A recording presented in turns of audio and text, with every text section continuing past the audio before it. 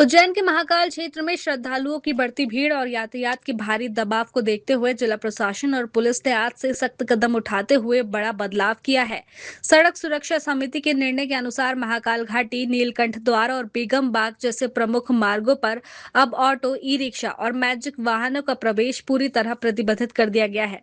शहर की यातायात व्यवस्था को सुगम और सुरक्षित बनाने के लिए ये व्यवस्था आज 25 जून से तत्काल प्रभाव से लागू की गई है, जिसमें इन इलाकों में रेंगते ट्रैफिक और जाम की समस्या से बड़ी राहत मिलने की उम्मीद है।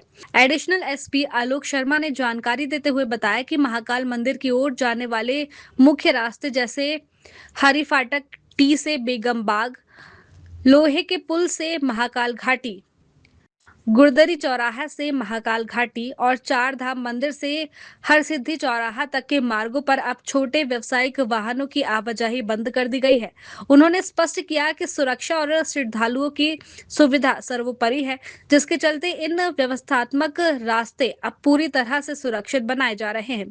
पुलिस द्वारा इन क्षेत्रों में लगातार निगरानी की जाएगी ताकि यातायात का दबाव नियंत्रित रहे और पैदल चलने वाले दर्शनार्थियों को किसी भी प्रकार की असुविधा न हो। प्रशासन ने साफ कर दिया कि नए नियमों का उल्लंघन करने वाले चालकों के खिलाफ अब कोई ढिलाई नहीं बरती जाएगी।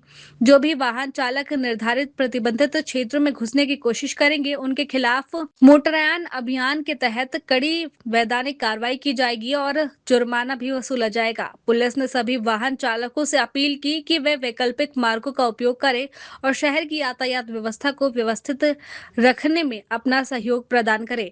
प्रशासन के इस कड़े रुख से आज से ही महाकाल मार्ग पर यातायात की तस्वीर बदलती नजर आ रही है। जैसा कि आप जानते हैं कि उज्जैन जिले में ट्रैफिक एक बड़ा इशू रहता है और यहाँ सिंगर्स को देखते हुए काफ़ी सारे सड़क निर्माण कार्य भी चल रहे हैं, जिस कारण से ट्रैफिक कंजेशन काफ़ी ज़्यादा रहता है। तो ट्रैफिक को सुचारू रूप से चलाना पुलिस के लिए एक बड़ी चुनौती रहता है। इसी संदर्भ में हमने जो हरी फाटक टी है, यहाँ से नीलकंठ द्वार और यादव धर्मशाला वाला पूरा मार्ग जो है, हमने निर्णय किया है कि इसको ऑटो रिक्शा और ई रिक्शा से प्रतिबंधित रखा जाए। इसको लेकर के पहले हमने ऑटो रिक्शा संघ और ई रिक्शा संघ के साथ में भी एक संयुक्त बैठक आयोजित करी थी, जिसमें सभी लोगों ने इस प्रस्ताव का समर्थन किया और सभी इस बारे में सहमत थे कि आम जनता की कंजेशन को रोकने के लिए इस रूट में हमें ऑटो रिक्शा और ई रिक्शा को प्रतिबंधित करना चाहिए। बाद में हमने जिलाधीश महोदय की जो मीटिंग थी उसमें भी इस मुद्दे को रखा था और वहाँ भी इस बात को लेकर लगभग एक सर्वानुमति थी।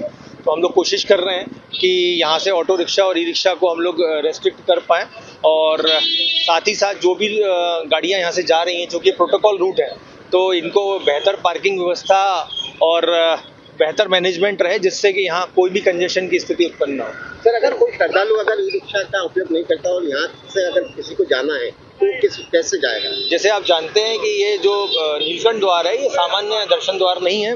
बेसिकली जो त्रिवेणी है या इंटरप्रिटेशन है, वहाँ से सामान्य जनता का द्वार है। नीलकंठ द्वार बेसिकली जो प्रोटोकॉल एंट्री है उसके लिए यूज़ होता है, तो इसलिए यहाँ सामान्य लोगों का उतना इशू यहाँ पर नहीं है।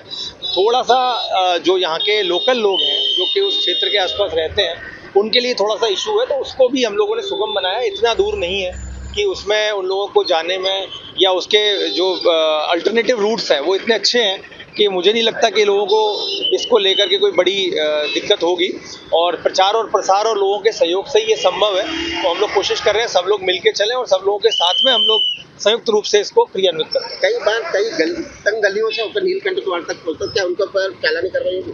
बिल्कुल, हमने बताया है कि नीलकंठ द्वार की जो एंट्री है उसको हम रेस्ट्रिक्ट कर रहे हैं, तो उसमें जो भी गलियां हैं उनको भी हम लोग रेस्ट्रिक्ट करेंगे। मैंने वैसे ही बताया, ट्रैफिक केवल और केवल फोर्स का काम नहीं होता, इसमें एक अवेयरनेस कैंपेन बहुत इंपॉर्टेंट होती है। हम अभी एक अवेयरनेस कैंपेन कर रहे हैं, लोगों को समझा रहे हैं, साइनेजेस लगा रहे हैं। हमारे जो थाना प्रभारी यातायात है और इनकी पूरी टीम अभी इस काम में कर रही है।